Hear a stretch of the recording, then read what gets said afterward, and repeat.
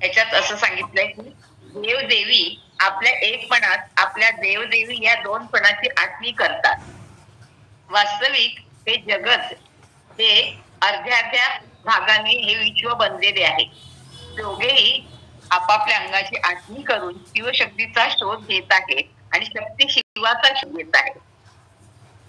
बरोबर. आणि हे जगत प्रकृती पुरुषांच्या अर्ध्या अर्ध्यापणाने बनलेले आहेत, पण ते आपलं अभिन्नत्व सोडत नाही. ते जरी दोन असले तरी ते एकत्रच आहेत. ह्याचा याला समजलेला अर्थ नाही तेवढाच आहे. बरोबर आहे. त्याच्यामध्ये आता पूर्ण सगळ्या याच्यामध्येच त्यांची एकरूपता दाखवलेली आहे प्रत्येक ओवीमध्ये वेगवेगळ्या पद्धतीनं. हो, वेगवेगळे उदाहरण देऊन किंवा हे देऊन ते एकत्रच आहेत जरी भिन्न भासले तरी. अर्धी अर्धी असणं म्हणजे द्वैत भाव आपल्याला दिसतो पहिल्यांदा, पण त्याच्यातून आपल्याला एकत्व किंवा समजून म्हणजे आपल्याला एकत्वावरती फोकस करायचं. बरोबर.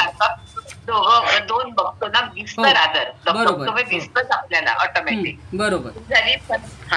15वी ओवी ताई आणि आता 16वी आहे. म्हणू का कोणी सांगणार आहे? नाही म्हणा म्हणा म्हणा म्हणा म्हणा. ओके. विशो एकमेकांची जिये एकमेकांची विषयी आहे, जिये ही दोघे सुखी आहे, जिये दोघे.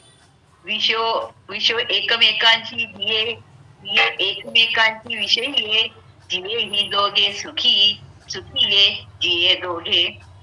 कुठच्या गोष्टीचा हे आनंद घ्यायचा असेल तर दोन गोष्टी लागतात ताई.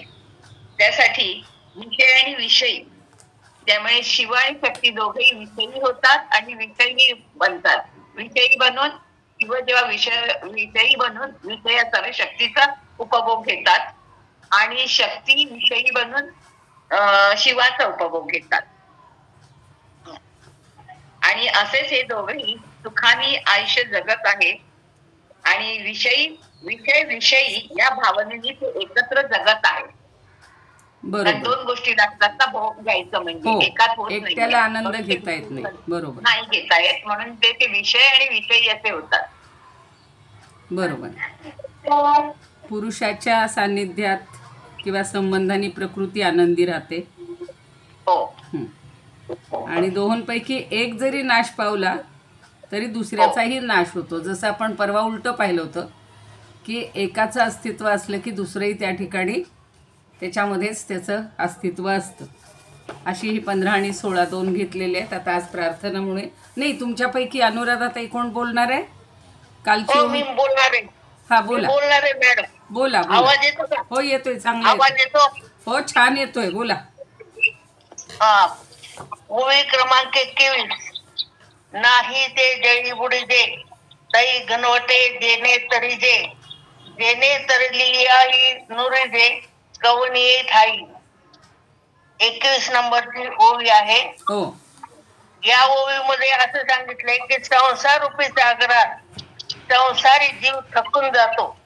त्यावेळी सद्गुरु आत्मज्ञानाने पाणी नसलेल्या संसार सागरात बुडणाऱ्या आपल्या शिष्याला तारून नेतात. सद्गुरु आपल्या शिष्याच्या संसारी मनात उतरून आलेल्या मायारूपी लाटा आपल्या कृपादृष्टीने शांत करतात. मग तो संसारी माणूस सद्गुरूशी एकरूप होऊन जातो. या मायारूपी सागरात तरुण जायचे असेल तर सद्गुरू वाचून गत्यंतर नाही. सद्गुरूच्या कृपेने अवघड वाट सोपी होऊन जाते. ही जीवा भावाची नाव या मायारूपी संसार सागरातून अडगत पैल चिराला पोहोचते. संसारूपी सागरात देह बुद्धी समर्पित होते. प्रपंच म्हणजे 5 इंद्रियाचा समूह आहे. संसारूपी माया ही ईश्वराने निर्माण केली आहे. संसार हे दीर्घ स्वप्न आहे. त्यातून सद्गुरू आपल्याला जागृती करतात. दृश्य हे मायेने भरलेले आहे. साधकाने मायेतून तरुण जायचे असेल तर सद्गुरूची आवश्यकता आहे. अज्ञान रूपी स्वप्नातून जागृती व्हायची असेल तर सद्गुरूची कृपा दृष्टी आपल्याला लाभणे अत्यंत आवश्यक आहे. धन्यवाद. बरोबर. छान. कोणत्या ग्रंथाचा आपण आधार घेताय?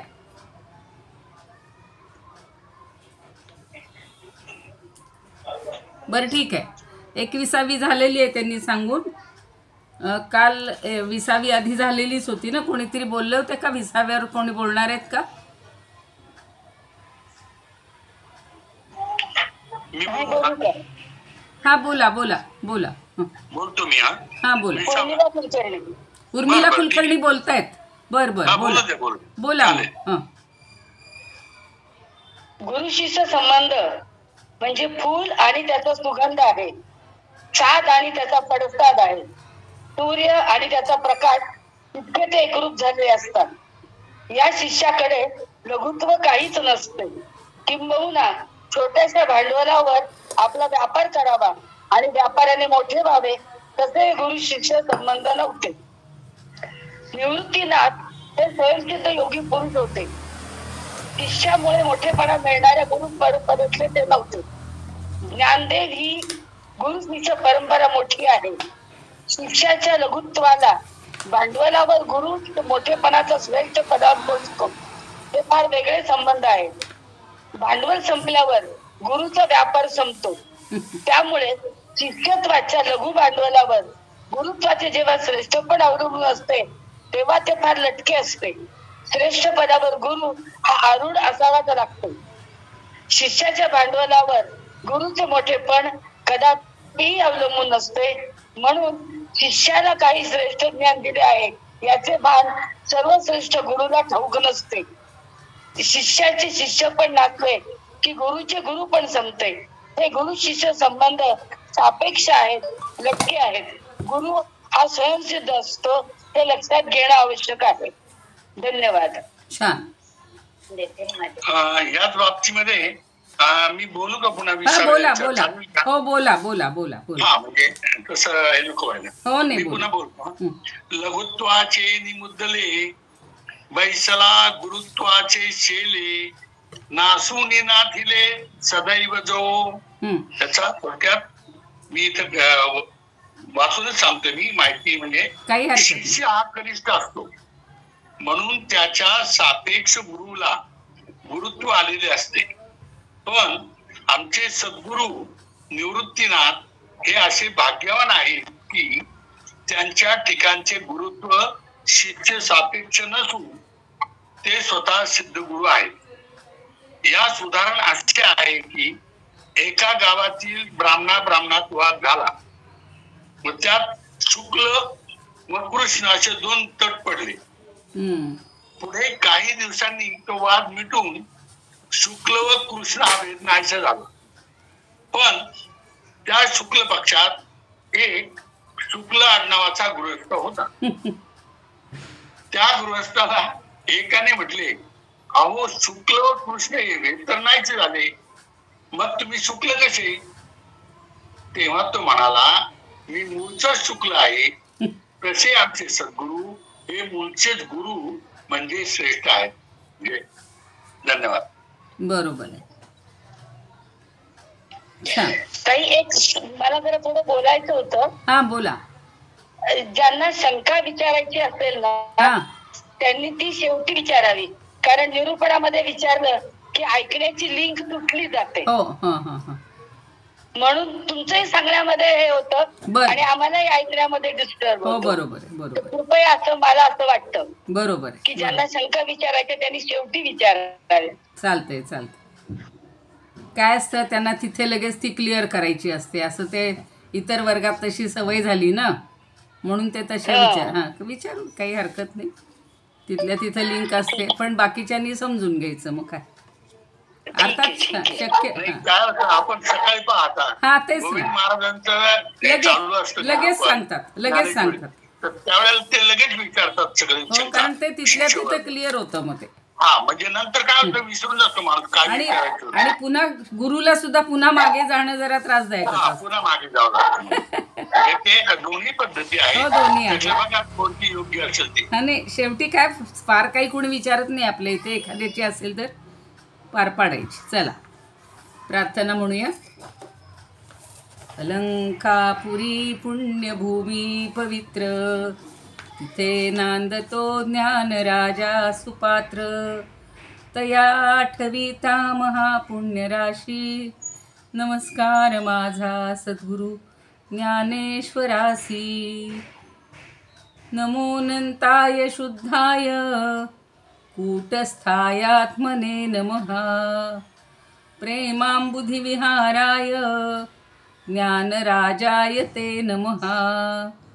माधुर्यरसकल्लोलां शिवशक्तिस्वरूपिणीम् अमृतानुभवार्थाय वंदे ज्ञानेशनंदिनीं.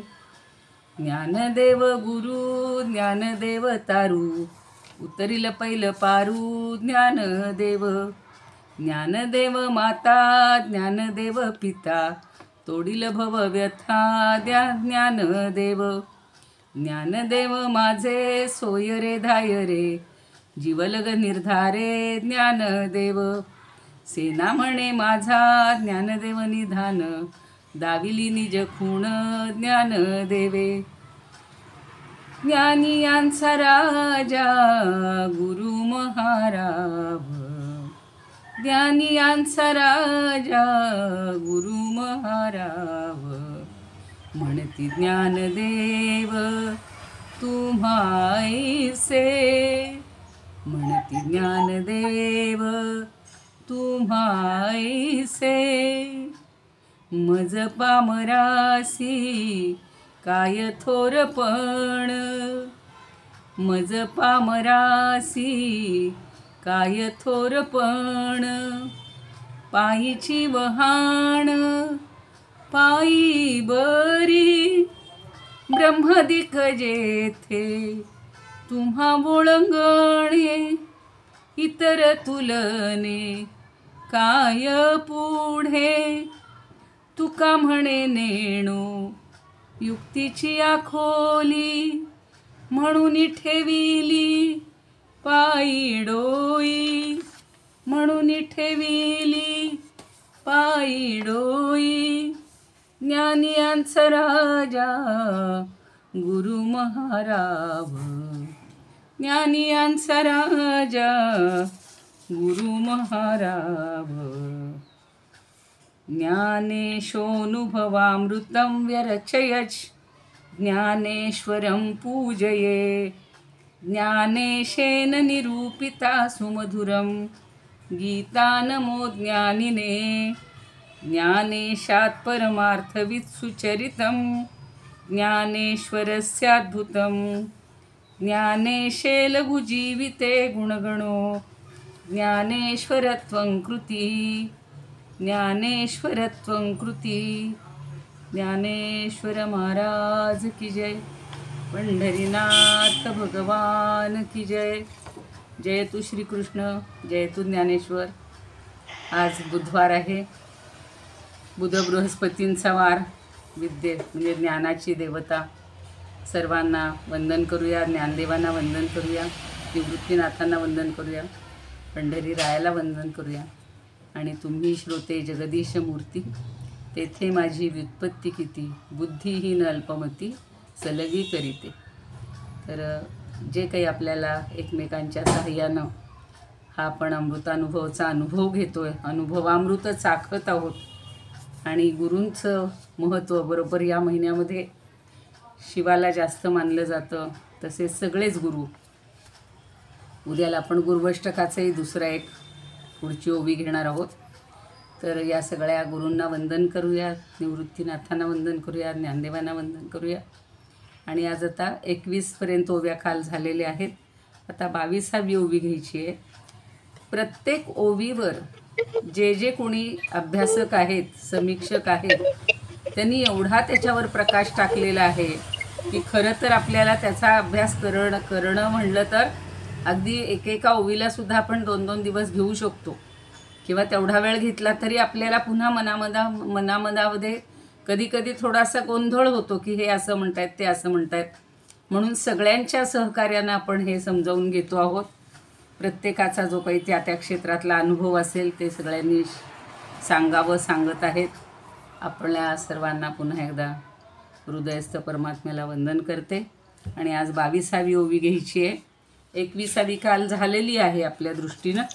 तरीसुद्धा एक तर थोडासा म्हणजे आता सगळ्यांनी सांगितलेलंच आहे की जी गोष्ट अस्तित्वातच नाही. काही व्हिडिओ चालू नाही केलेला. हा ठीक आहे. बरोबर आहे. तर श्री गुरु त्यांना कशाचीच उपमा देता येत नाही असं आता 22व्यामध्ये म्हणतायत. आणि श्री गुरु आपल्याला मायेतून तारतात किंवा माया नदीतून तारतात. आणि त्यांचं सगळं नवल किंवा त्यांचं सगळं कौतुक हे 21व्या ओवीमध्ये सांगितलेलं होतं. आपल्याला जसं एखादा समुद्र असेल, एखादं सरोवर असेल आणि ते जर ओलांडून पलीकडे जायचं असेल तर नावेतून तरायचं असतं. आणि हलकी वस्तू तरण्यासाठी लागते. म्हणजे पूर्वीच्या काळी बघा पोहण्यासाठी वगैरे पण हल्ली पण असे घेतात ते पोहायला ज्यांना नवीन शिकायचं असतं ते. तर पूर्वी तरून देण्यासाठी अशी भोपळ्यासारखी हलकी वस्तू पाहिजे असायची. पण मायेतून तरावायचं जे साधन आहे त्याच्या नेमकं उलट आहे. कारण श्रीगुरू हे मायेतून तरण्याचं साधन आहेत. आणि ते भक्कम पाहिजे, ते पक्क पाहिजे.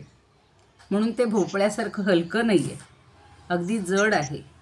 आणि या जड साधनानं आपल्याला तरायचं आहे की आपण तरता येतं असं समजलं. आणि तरल्यानंतर कोणत्या तरी एका तीराला आपण लागणार आहोत.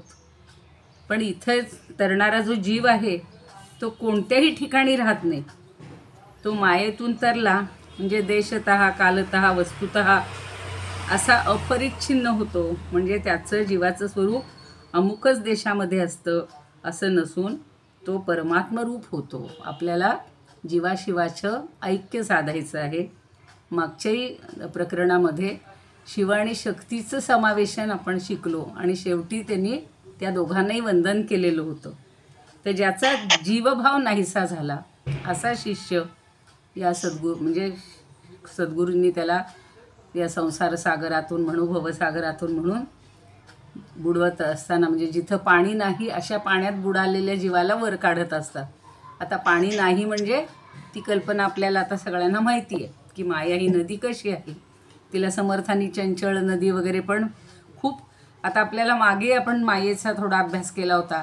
पुन्हाही कधीतरी अन्य सगळ्या गुरूंच्या किंवा संतांच्या आधारे आपण त्याच्यात मधून भर घालतच असतो. आता गुरु कसे, गुरूंना कशाचीच उपमा देता येत नाही. म्हणून 22व्या ओवीत काय म्हणतात बघा. आकाश हे सावेव न बंधे आकाशाची हाव, ऐसे कोणी एक भरीव आकाश जो.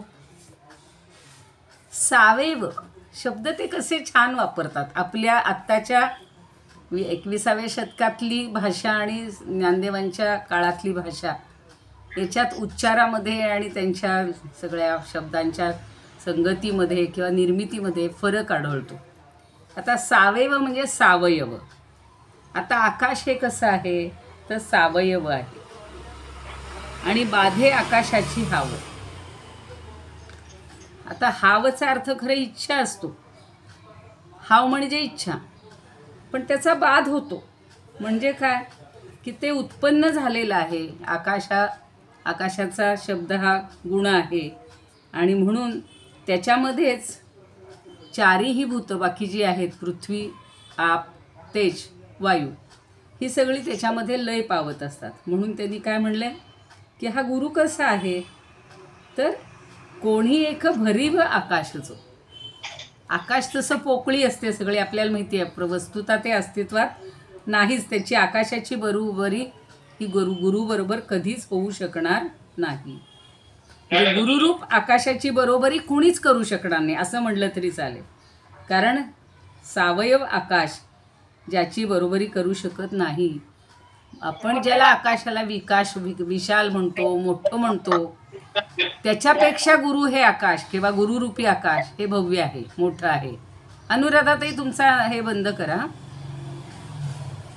आणि म्हणून श्री गुरुरूप जे आकाश आहे ते कोणी एक भरीव आकाश आहे. घन बघा आपल्याला कालच्या याच्यामध्ये कुठेतरी गेलं की घनदाट. ते घन म्हणजे पूर्ण भरीव आहे, घट्ट भरले, सगळीकडं गच्च आहे, भरलेलं आहे. आणि पुन्हा गुरु आणि परमात्मा हे एकच असल्यामुळं गुरु पण नित्य आहे, निरवयव आहे. पुन्हा भावरूप आहे आणि त्या आकाशाची उपमा गुरुला म्हणजे काय म्हणू आपण, गुरुची आणि खऱ्या आकाशाची बरोबरी कधीच होऊ शकणार नाही. म्हणून हे सावयव आकाश ज्याची गुरुरूप आकाशाशी बरोबरी होऊ शकत नाही, म्हणून म्हणलेलं आहे न बंधे आकाशाची हाव. हाव म्हणजे इथे इच्छा असा अर्थ आहे, पण आकाशाची बरोबरी असं आपण तिथे घेऊया. आणि ऐसे कोणी एक भरीव आकाश जो, कारण हा जो गुरु आहे भरीव आहे, घनदाट आहे, पूर्ण गच्छ भरलेला आहे. याचाच अर्थ काय, परमात्मा या सगळ्या विश्वाला घनदाट भरून राहिलेला आहे. अशी एकही कणभर किंवा अगदी सूक्ष्म छिद्रा एवढी सुद्धा जागा ही मोकळी नाही आहे. त्यामुळं घन हा शब्द आपण ह्याच्यामध्ये सुद्धा पाहतो की पोकळ आणि घन हे शब्द आपण व्यवहारातही वापरतो. तर पोकळ म्हणजे जिथे पोकळी आहे आणि घन म्हणजे पूर्ण गच्छ भरलेला आहे. म्हणून घनदाट अरण्य असं आपल्याला तो शब्द तिथं आपण अरण्यासाठी घनदाट असा वापरत असतो. तर उपमा ज्याला द्यायची आहे तर ती उपमा ही आकाशाची दिलेली आहे आणि गुरु हा त्याच्यापेक्षा श्रेष्ठ आहे, आकाशापेक्षा श्रेष्ठ आहे. आता गुलाबराव महाराज काय म्हणतात बघा की सच्चिदानंद घन सद्गुरू हे एक भरीव आकाश आहे किंवा हे भरीव आकाश आहेत. आणि नाना पदार्थाला राहणाऱ्या हे जे आपलं आकाश, मोठी पोकळी जे आहे, पोकळी रूप आकाश, पोकळीभूत आकाश, त्या आकाशाची बरोबरी सद्गुरूंचं आकाश करू शकत नाही. म्हणजे हे आकाश त्या सद्गुरूंची बरोबरी करू शकत नाही. आता सच्चिदानंद सद्गुरू हे भरीव चिदाकाश आहेत, चिदाकाश म्हणलं जातं परमात्म्याला. आणि हे भूताकाश आहे जे दुसऱ्या पदार्थांना आपल्यात ठाव देतं. म्हणजे सगळ्यांना ठाव देणारं हे परमात्मरूप किंवा गुरु. आता मगाशीच सांगितलं एका ताईंनी, ते मला जास्त पटलं की गुरु गुरु म्हणजे आता आपल्याला कोण प्रत्येकाला गुरु मिळणार आहे. तर जे सगळे संत आहेत, आता आपण ज्ञानदेवांचा अभ्यास करतो म्हणजे ज्ञानदेव हे संत हेच आपले गुरु आहेत. त्यांचे सगळे ग्रंथ, त्याच्या अभ्यासातून आपण ह्या सगळ्या संकल्पना समजून घेत आहोत. म्हणून भूताकाशासारख्या सूक्ष्म पदार्थांनाही राहण्याचा ठाव ते देत नाही. मग इतर स्थूल पदार्थ राहायला कुठून जागा देणार. म्हणून ज्ञानदेव महाराजांनी परब्रह्माचं घनदाट व्याप्तीमुळं परब्रह्माशिवाय दुसरं काहीही किंवा दुसरं काही जगच नाही असं दाखवलेलं आहे. म्हणजे परब्रह्म इज इक्वल टू सगळं आहे, म्हणजे हे म्हणजे सर्वस्व आहे, सर्व आहे, त्याच्या व्यतिरिक्त काहीच नाही. म्हणून आपण किती स्तोत्र पाहतो की सगळ्यामध्ये परब्रह्म म्हणजे परब्रह्मात हे राम, सगळं आपण म्हणतो की राम म्हणजेच परब्रह्म आहे, म्हणजे परब्रह्म म्हणजे राम आहे. तसं प्रत्येकामध्ये भगवंत भरलेलं आहे. आपल्याला हिरण्यकश्यपू आणि प्रल्हादाची गोष्ट तर अगदी बोलकी आहे आणि ती सगळ्यांनी अभ्यासलेली पण आहे. त्यांनी इतका त्याचा छळ केला म्हणूया किंवा अज्ञानामुळं तो इतका त्रास देत होता स्वतःचा पुत्र असून सुद्धा. मग त्याला जेवढं मारण्याचा हे करण्याचा प्रयत्न केला, पण त्याच्या मुखामध्ये सतत नारायण नारायण असल्यामुळं तो मृत्यू पावला नाही. अगदी शेवटच्या क्षणी त्यांनी विचारलं की या खांबात तुझा देव आहे का, आणि त्यांनी हो म्हटलं.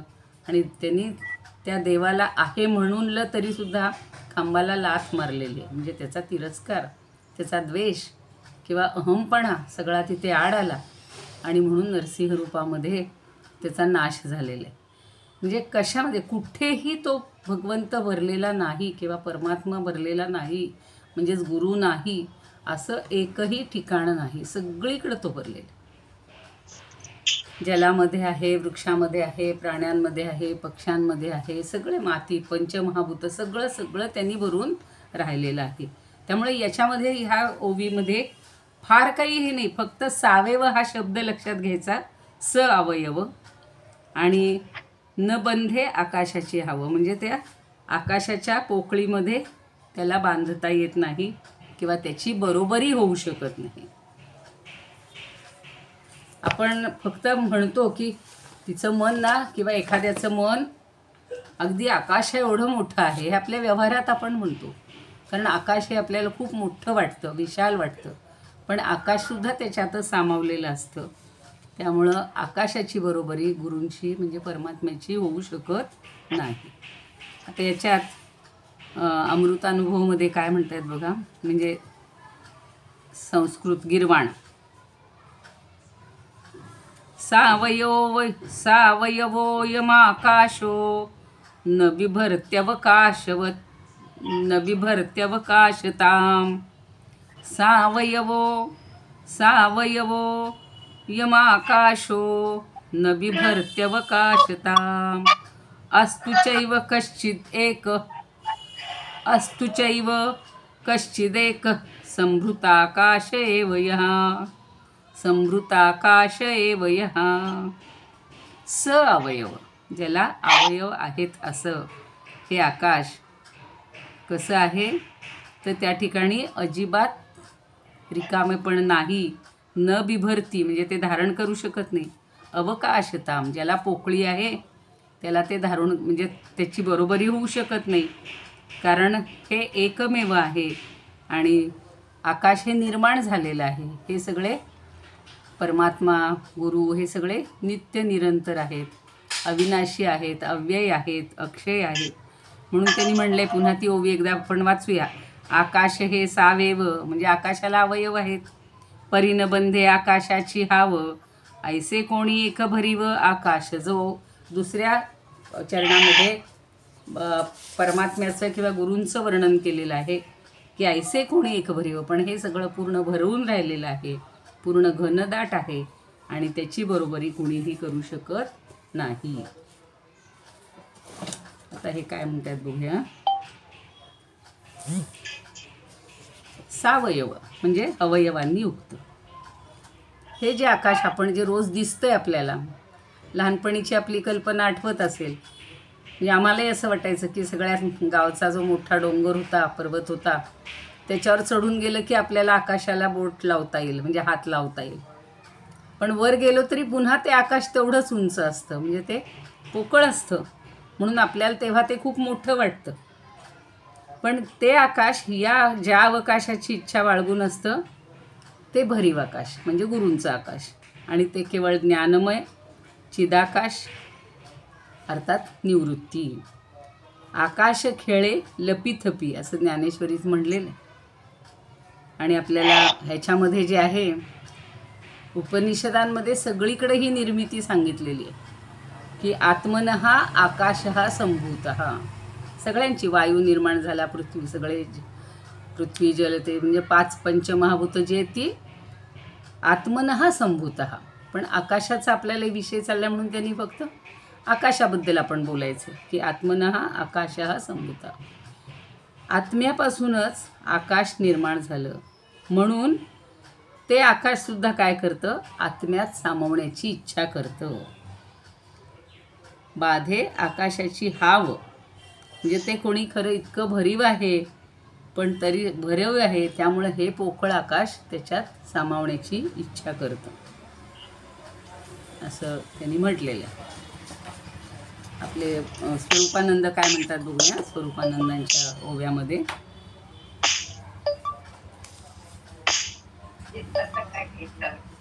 घेई सामावोन नाना पदार्थास ऐसे जे आकाश सर्व व्यापी. तयाही आकाशा टाकी तो गिळून चिदघन गगन ऐसा जोका. तयाही आकाशा टाकी तो गिळून चिदघन गगन ऐसा जोका. म्हणजे जे आकाश बाकी सगळं आपण म्हणतो आकाशाला कवेत मी घेऊ शकेन, एवढी माझी ताकद आहे असा एखादा अहमपणानं म्हणतो, पण ते आकाश आपल्या सगळ्यांना कवेत घेत असतं आणि त्या आकाशाला हे सगळं कवेत घेतं. चिदाकाश जे आहे, चिदघन जे आहे, गुरुरूपी परमात्मरूपी, हे त्या आकाशाला सुद्धा, कारण आकाश त्याच्यापासून निर्माण झाले. खरं म्हणजे काय आहे, सूर्यचंद्र आपण श्रेष्ठ मानतो पण सूर्यचंद्रसुद्धा त्याच्यापासूनच निर्माण झाले, त्याच्याच नियंत्रणात आहेत. मग आकाशही तसंच आहे. आणि म्हणून या गुरुचं महत्त्व किंवा गुरूंचं श्रेष्ठत्व प्रत्येक ठिकाणी दाखवून देत आहेत किंवा सांगत आहेत.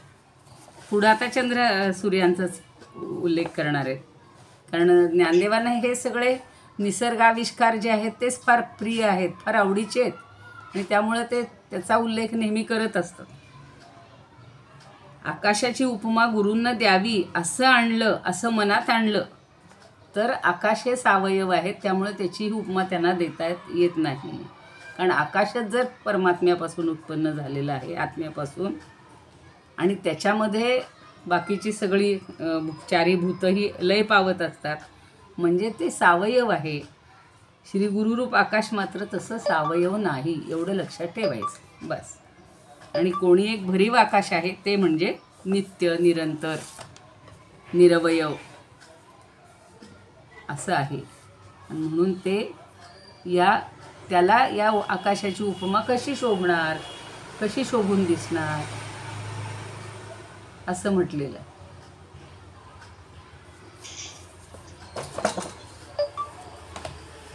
आपले वामनराव देशपांडे आणि यांच्यामध्ये जोग महाराजांनी खूप त्याच्यामध्ये हे दिलेली असते, पण या ओवीवरही ते काही फारसे बोललेले नाही आहे. म्हणजे श्रीगुरु हे असं कोणी एक भरीव आकाश आहे की ज्या आकाशाची हाव हे सावेव आकाश बांधू शकत नाही.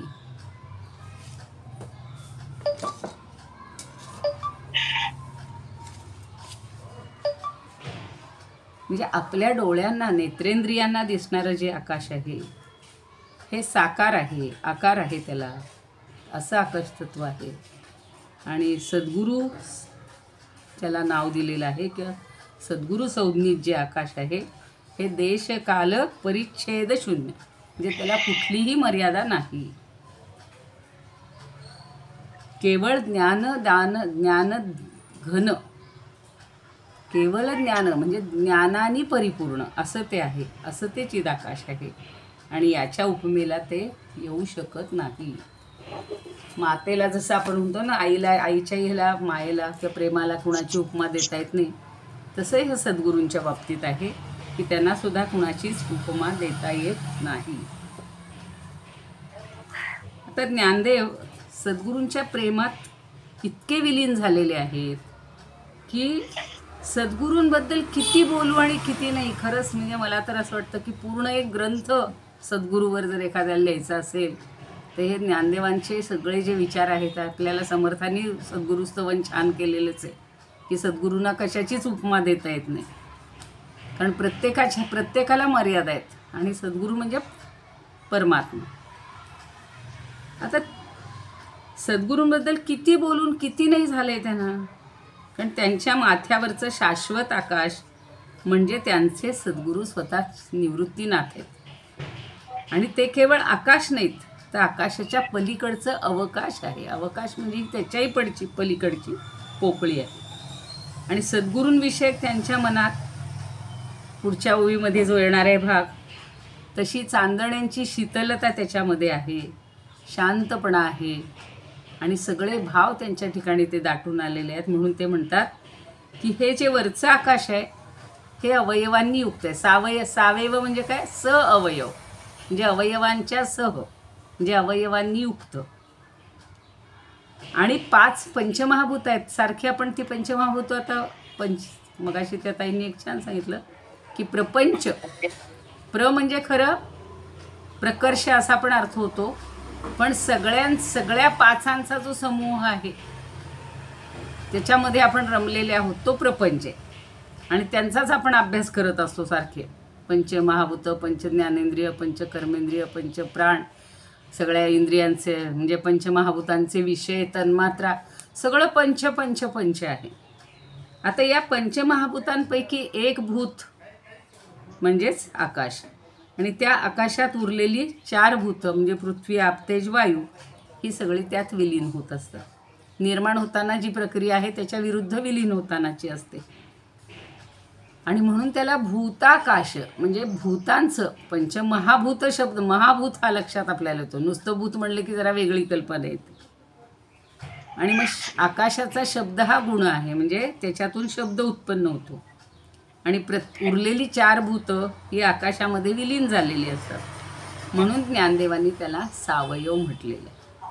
पण ज्ञानदेव आणखीन एक महत्त्वाचा विचार मांडतायत, तो म्हणजे या वरच्या आकाशाशी मी माझ्या गुरूंच्या आकाशाची तुलना करू शकत नाही. बरोबरी होऊच शकत नाही. कुणाचा तरी माईक चालू आहे बरं का. त्यापेक्षा अधिक भरीव, ज्याला घनदाट म्हणतोय, घन असे माझे सद्गुरू आहे. आणि हे जे माझे सद्गुरूंचं आकाश आहे त्याला अंत नाही, त्याला पार नाही. नसे अंत ना पार असं म्हणणं नाही ना, ते इथं लागू पडते. आणि ते वर आहे, खाली आहे असं काही सांगावं लागत नाही. ते सर्वत्र भरून आहे, सर्वत्र आहे. गुरूंमधलं जे चैतन्य आहे ते घनत्वात आहे, घन, घट्ट, पोकळ नाही आहे, पूर्ण भरलेलं आहे. कुणाचा आवाज चालू आहे ताई? आणि या गुरुरूपी आकाशात जेव्हा शिष्य विलीन होतो, हो का? अनुराधा ताई आवाज बंद करा ना, माईक. अनुराधा ताई माईक बंद करा.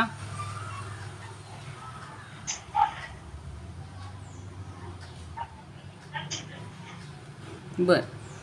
तर गुरुरूपी आकाशात जेव्हा शिष्य विलीन होतो तेव्हा त्या शिष्याला वेगळं अस्तित्व उरतं का? काल परवा रोजच्या ओवीमध्ये तेच पाहतोय की तो गुरुरूप होऊन जातो. आणि गुरुच्या ठिकाणी आता म्हणजे शिष्याच्या ठिकाणी लघुत्व उरत नाही, तो गुरु होऊन जातो.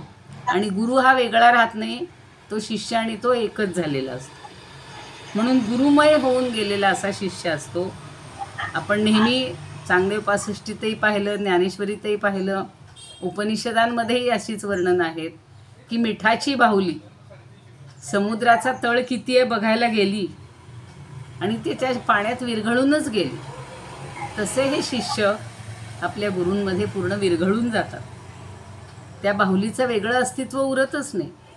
जसं बाहुलीचं वर्णन करतात तसं नद्यांचं पण केलं जातं की गंगा नदी त्या समुद्रामध्ये मिळते, सगळ्या नद्या समुद्रात मिळतात, पण नंतर त्यांचं वेगळं अस्तित्व उरतं का? काहीच उरत नाही. ते त्याच्यामध्ये विलीन होतात. स्वतःचा गोडवा ते त्याला अर्पण करतात. आता गुरु शिष्यांचं नातं हे असंच असतं. सद्गुरू रूपी आकाश हे फक्त माथ्यावर हवं आणि सद्गुरूची कृपादृष्टी ही सतत शिष्यावर असावी. त्या आकाशाला मग तरच त्याला आकाशाचा म्हणजे त्या सद्गुरू रूपी आकाशाचा अर्थ कळतो असं आपल्याला वामनराव देशपांडे म्हणतात. आता मानसीताई कणेकरांचं फक्त आपण एक घेऊया विचार.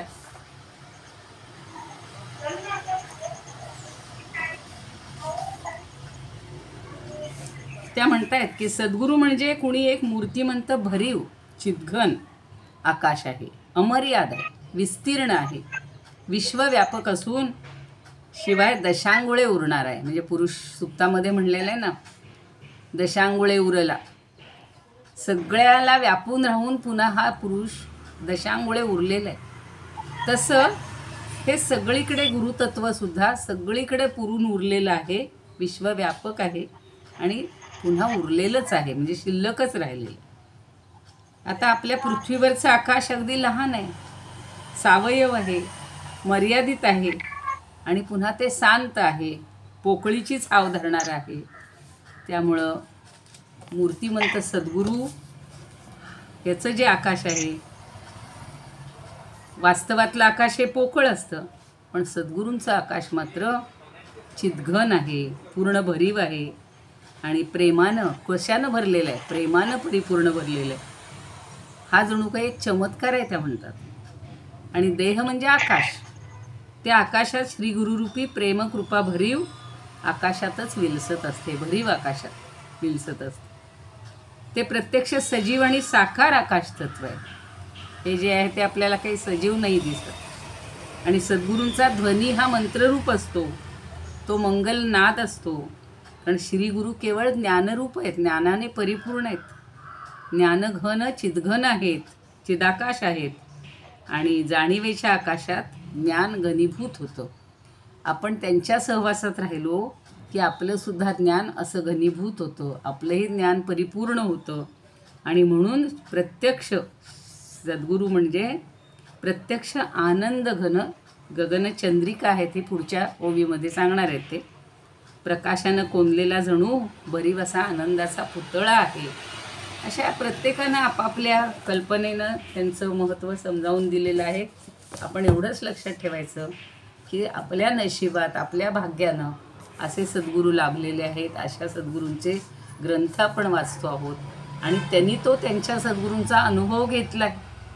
म्हणून निवृत्तीनाथांनी त्याला सांगितलं त्यांना की अरे तू ज्ञानदेवी सांगितलीस, पण ती सगळी परमेश्वराच्या मुखातून, भगवंताच्या मुखातून जे बाहेर पडले तेच तू सांगितलेले आहेस, ते तुझ्या पद्धतीने समजावून दिलेस, पण तुला जे अनुभव आलेले आहेत ते आता तू कथन कर. आणि म्हणून हे अनुभव अमृत सांगत असताना पुन्हा त्यांना जे गुरु कसे भासले, गुरुबद्दल त्यांची भावना काय आहे, याच्यासाठी ज्ञानदेवांनी पुन्हा एक प्रकरण, त्यांना ह्याचा अनुभव आलेला आहे सगळा. आपल्याला असं आपल्या प्रत्येक गुरुबद्दल वाटलं पाहिजे की माझे गुरु एवढे, आणि वाटतच असतं. आपण पूर्वीच्या या काळातले जे सगळे आहेत आपल्या समूहामध्ये, तर या सगळ्यांना गुरूंबद्दल अत्यंतिक प्रेम, आदर, श्रद्धा असेच होतो.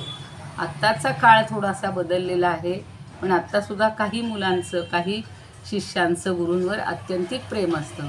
आणि आपलं कर्तव्य आहे की आपल्या नातवंडांना, आपल्या मुलांना, जे कमी वयाचे असतील त्यांनी आपल्या मुलांना हे गुरूंचं महत्त्व समजावून दिलं पाहिजे. गुरु म्हणजे परमात्मा परेशू आहेत, परमात्म्यापेक्षा त्यांचं वेगळं महत्त्व नाहीच आहे.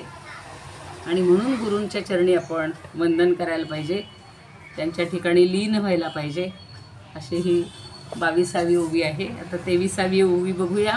23वी पण अतिशय सोपी आहे, जास्त काही त्याच्यामध्ये अवघड किंवा कुठली अशी परिभाषा किंवा काही सांगितलेली नाही.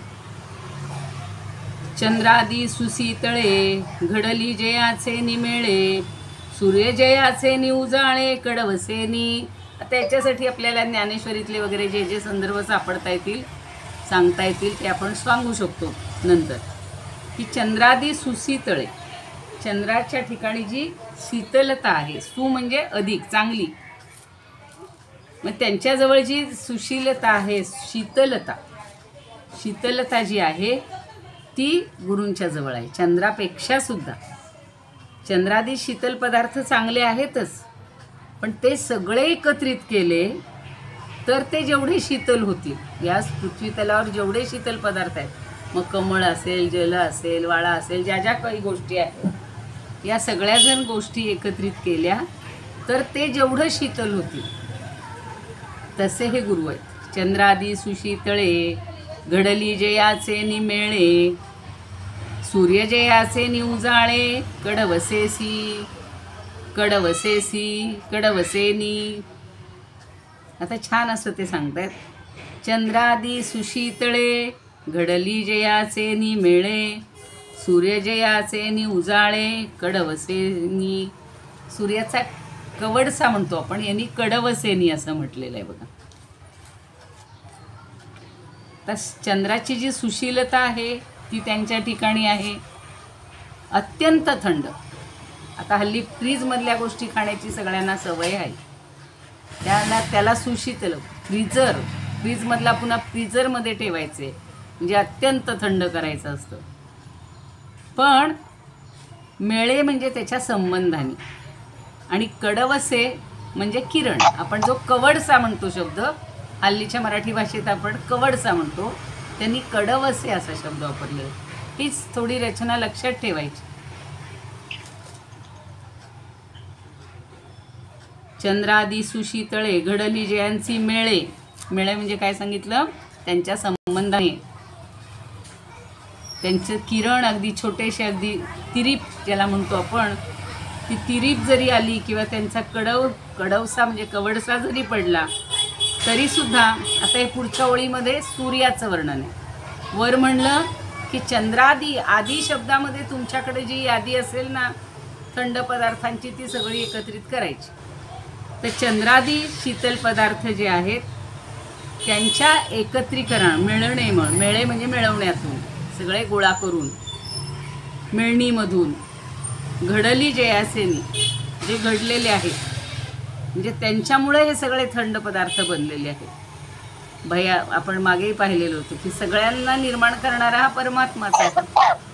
सूर्यही त्यांनी पुन्हा अनुराधाताई तुमचा का चालू करताय तुम्ही? कृपया आपलं बोलणं झालं की तो पहिल्यांदा ऑडिओ हे बंद, स्पीकर बंद करायचं. माझा नाही मॅडम, दुसऱ्या अनुराधाताई नाही, दोघींचाही आहे. दोघींचा, वर अनुराधा आहेत आणि इकडे आहे, दोन्हींचाही आहे. दोन माझा अनुराधा. नाहीये, माझा बंदच आहे. माझा बंद आहे मॅडम.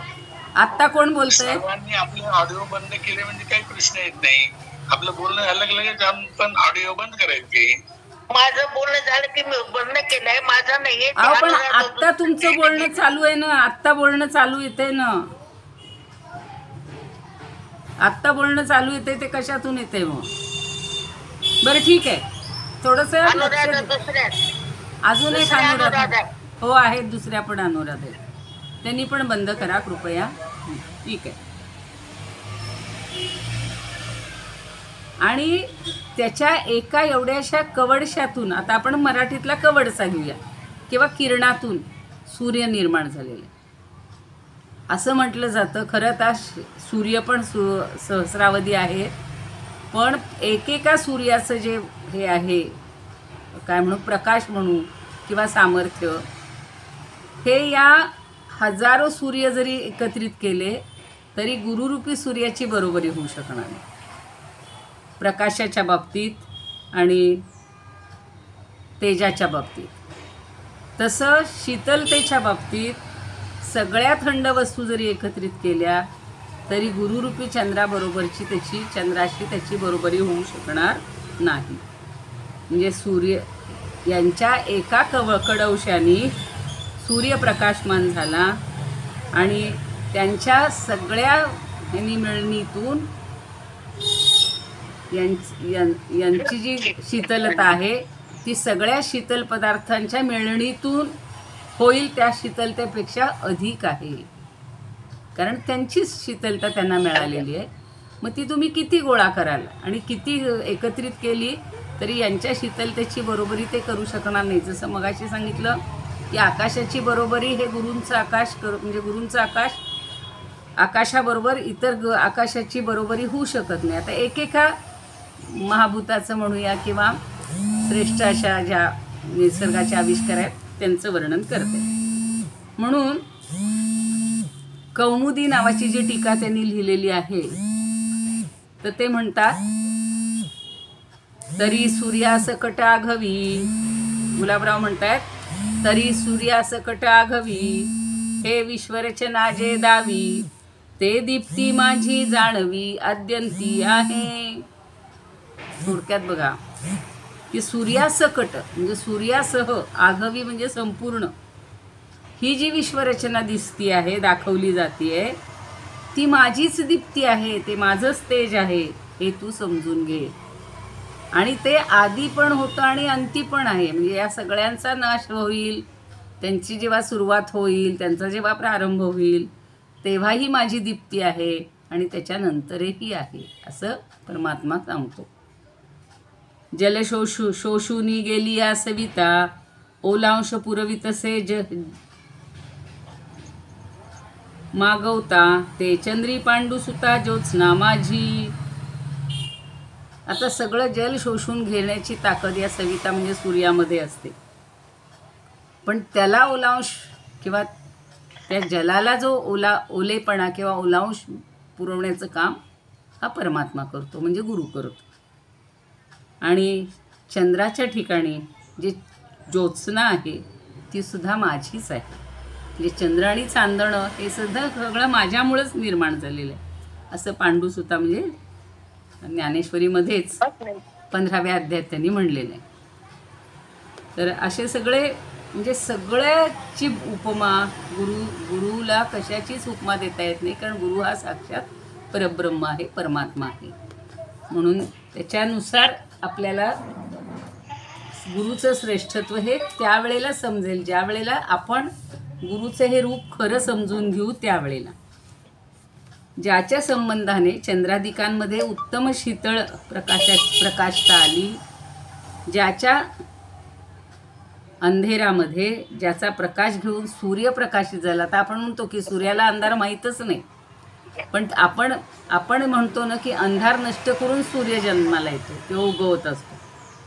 तर ते जे त्याला मिळालेलं आहे प्रकाशाचं सामर्थ्य, ते याच्यामुळेच मिळालेलं आहे, गुरूंमुळेच मिळालेलं आहे. आता परमात्म्याचा आभास होतो, इथे जो कडवसा शब्द वापरलेला आहे तो परमात्म्याचा आभास घेऊन उजाळे.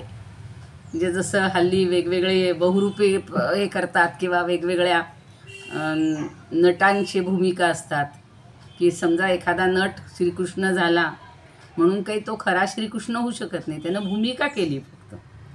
तसा सूर्य हा सुद्धा परमात्म्याचा आभास घेऊन हे सगळं दाखवत असतो किंवा तो प्रज्वलित होत असतो किंवा उजळत असतो, उजळून टाकत असतो. म्हणजे सूर्य प्रकाशमान झाला असा कुणी अर्थ घेतात किंवा दोन्ही अर्थामध्ये ग्रंथकारांनी ओवीतलं कसंही घेतला अर्थ, की सूर्य प्रकाशित झाला किंवा सूर्याचा जो तेज आहे त्याच्यापेक्षा याचं श्रेष्ठ आहे. काहीही म्हणलं तरी गुरूंच्या ठिकाणी कमीपणा येत नाही, श्रेष्ठत्वच येतं.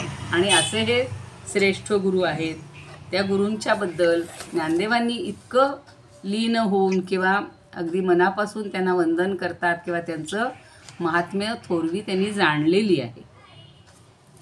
आता हे आकाश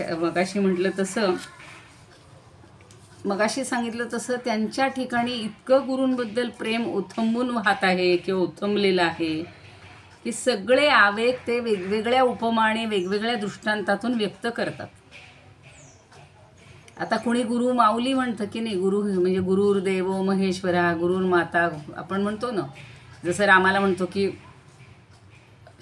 हाच माझा माता रामो मतपिता रामचंद्र, तसंच आहे गुरु. गुरु गुरु एक गुरुगीता आहे, त्याच्यामध्ये सुद्धा गुरूंना अशा सगळ्या उपमा दिलेल्या आहेत.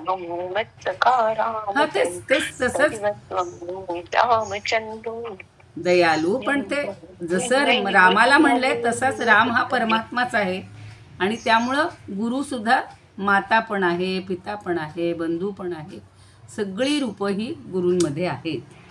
आता ज्ञानदेव काय म्हणतात आत्ताच्या या ओवीमध्ये, की चंद्रकिरणांची शीतलतासुद्धा माझ्या सद्गुरूनं मला अर्पण केलेली. त्यांना त्याच्याबद्दल का अभिमान आहे की गुरूंनी सगळं मला दिलेलं आहे. सूर्याचं तेज दीप्ती मला दिलेली आहे, चंद्रकिरणांची शीतलता मला दिलेली आहे, कारण माझे सद्गुरूंमुळी सगळं.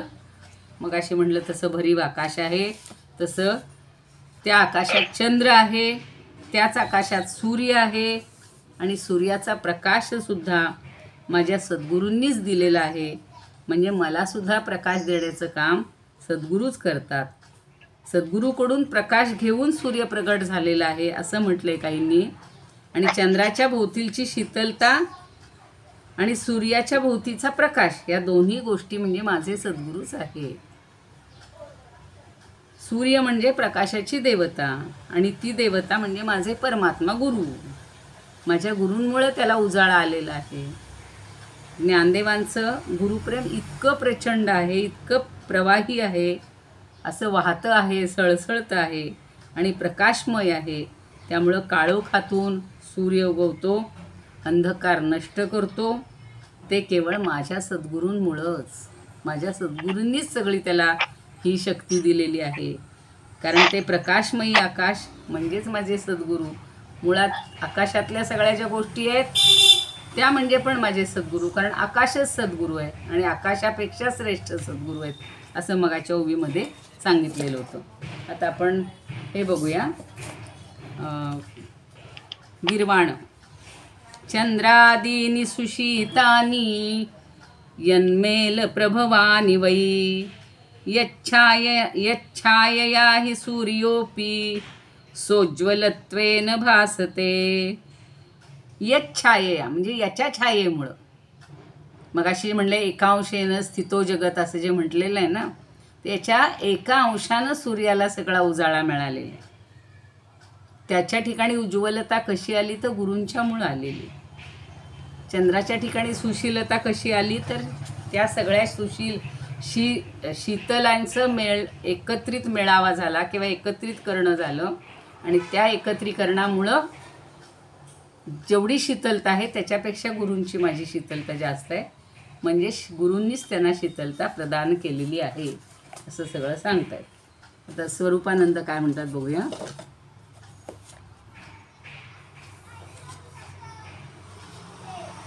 जयाची मेळे, मेळे हे लक्षात घ्यायचं, एकत्रीकरण. शीतलते भले पदार्थ घडले चंद्राधिक, तेवी जयाची या तेजांशे साचार, प्रकाशे भास्कर तेजो राशी.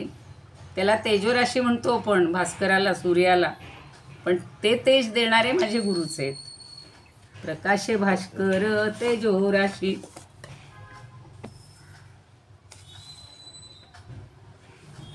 आता हे काय म्हणतात बघा.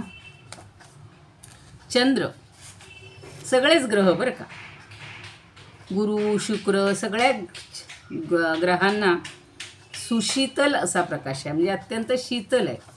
आपण बघा जेव्हा खूप तापलेले असतो, कार्याने असू, कष्टाने म्हणा, आपल्या जबाबदारीने म्हणा, काही एखादा प्रसंग आल्यामुळं म्हणा, काहीतरी घटना घडली म्हणून म्हणा, आणि असं जेव्हा तप्त झालेलं असतो, अशा वेळेला चंद्राच्या शीतल चांदण्यात गच्चीवर बसून जो आनंद घेता येतो, विशेषतः कोजागिरीला आपण घेतोच, पण एरवीच्या पौर्णिमेच्या चंद्राची सुद्धा आपल्याला खूप म्हणजे ओढ असते. जे प्रेमिक असतात, जे विरहाने व्याकुळ झालेले असतात, त्यांनाही तो आनंद देतोच, पण संसारात व्यापलेले तापलेले जे आहेत त्यांनाही तो देतो. म्हणून सगळ्याच ग्रहांची सुशीतलता किंवा सुशीतल प्रकाश जो आहे तो कुणामुळं घडला, तर माझ्या गुरूंच्या प्रकाशामुळेच घडला. सूर्याचा प्रखर प्रकाशसुद्धा कुणामुळं झाला, तर त्यांच्या लहानशा कवडशामुळं, छोटासा कवडसा, त्याच्यामुळं सूर्याला एवढं तेज मिळालेलं. आपल्याला सूर्य इतका प्रखर वाटतो, 8-9 वाजेपर्यंत ठीक असतं, पण जरा 9-10च्या नंतर तुम्ही बाहेर पडा, उन्हाचा ताप व्हायला लागतो. मग सूर्याचा जर ताप आपल्याला एवढा होतो, तर त्या गुरूंचं तेज किती असेल. म्हणून चंद्रामधलं तेज माझंच आहे, अग्नीमधलं तेज माझंच आहे, असं जे भगवद्गीतेत म्हटलेलं आहे ते या ठिकाणी पण तसंच म्हटलेलं आहे. आपल्याला मानसीताई काय म्हणतात बघूया आणि आज आपण थांबूया.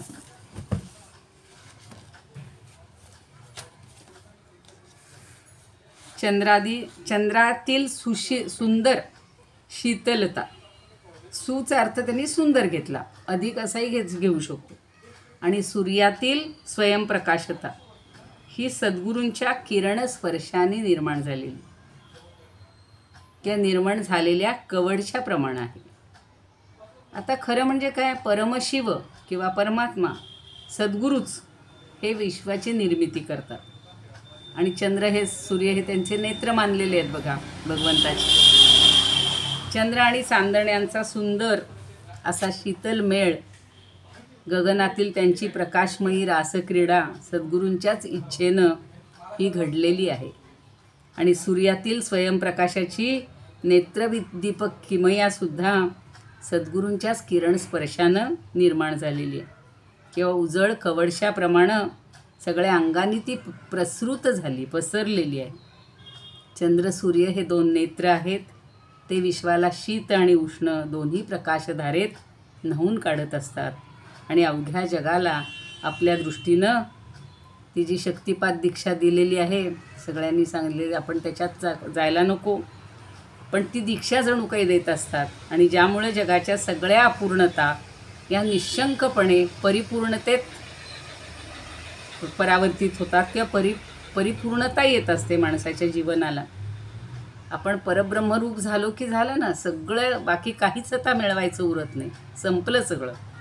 अशा अद्भुत अशा या चैतन्यमयतेत सगळं चैतन्यमय जे चराचर विश्व आहे हे या गुरूंच्या प्रकाशामध्ये किंवा सगळ्या शीतलतेमध्ये न्हाऊन निघत असतं असं सगळे म्हणतात. अशा गुरूंना वंदन करूया. प्रत्येकाला जे जे गुरु लाभलेले आहेत त्यांनी त्यांच्याबद्दल सश्रद्ध राहायला पाहिजे. गुरूंच्यामुळं आज आपण आहोत.